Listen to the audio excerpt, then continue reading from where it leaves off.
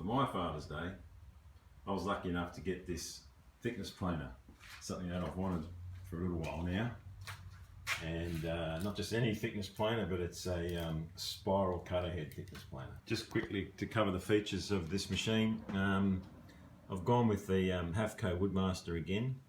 I suppose it's better to go with what you know. I did get my table saw from them and I'm very happy with that, so no reason why this shouldn't be the same.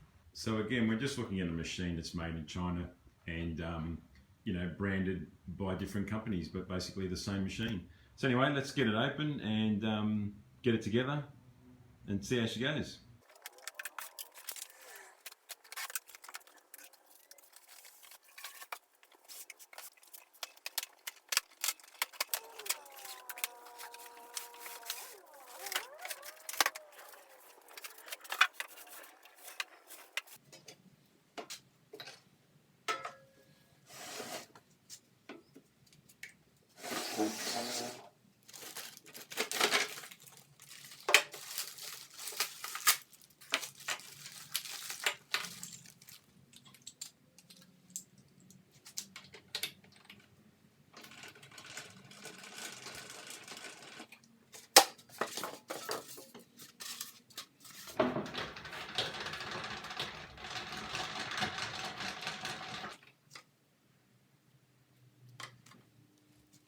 Okay, so the machine's just got a couple of onboard tools there.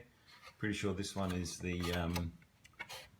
insert tool to take the inserts out, and this is just a standard looking Allen key actually. Yeah.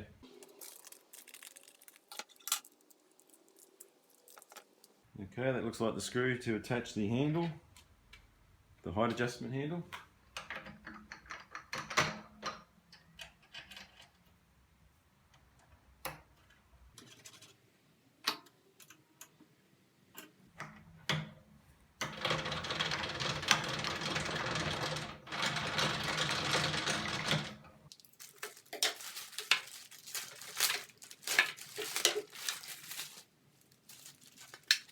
The dust chute gets attached either facing left or right, just depending on where you're going to position the machine. Truth is, right now I don't actually have a place for the machine, not quite sure where I'm going to put it, so for the moment I'll leave that off because I don't have dust extraction set up for it either. And I think if you put that chute on without any dust extraction connected, that'll just fill up. So I'll leave it off for the moment.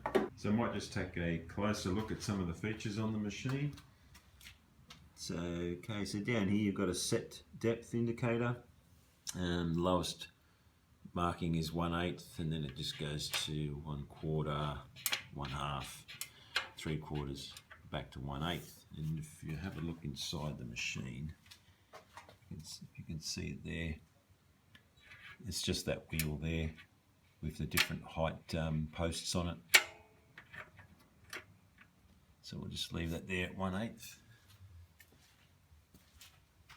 And just got your up down handle here on the top. Height indicator along there. I've got this little gadget here.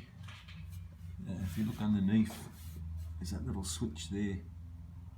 And the way that works is before you do a pass through the machine, you put your piece of timber here just under that switch and bring the cutter head down, and as the cutter head lowers down onto the machine, it pushes that little switch in, and that will tell you how much you're actually going to be taking off with that cut. So that's pretty good. Yeah, on off switch. There's really not much to show. If we can look down there, you're actually seeing the reflection from the base plate inside the machine, so that's the reflection. And I do have the machine unplugged, and if you have a look at there, that's that the head with the inserts in it. See them there. I think it's got 26 of those inserts. So yeah, so that's pretty much it. there wasn't that much to do really. The machine is basically a straight out of the box machine. So we might switch it on and give it a run.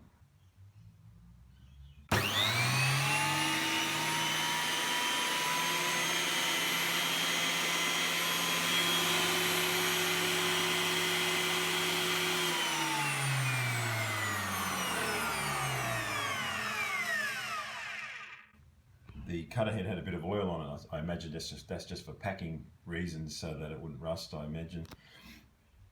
But as you can see now, that's just been sprayed all over the inside of the machine there, so it might just give that a bit of a wipe up. Okay, so for the first test run, I'm just going to run this piece of scrap pine through the machine.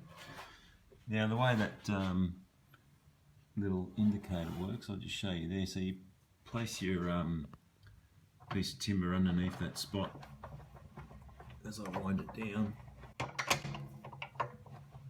You can see there, that's telling me how much I'm going to cut off.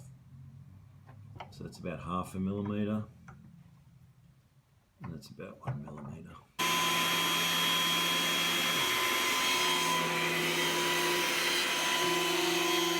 Well, I have to admit, they do say these machines are much quieter. I didn't hear that cutting that wood at all.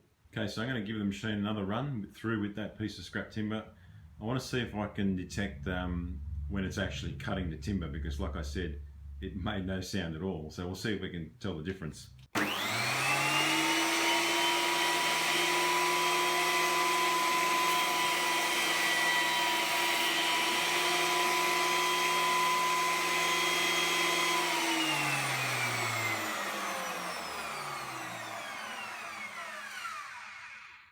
Well, I have to admit, the cutting action on this machine is incredibly quiet.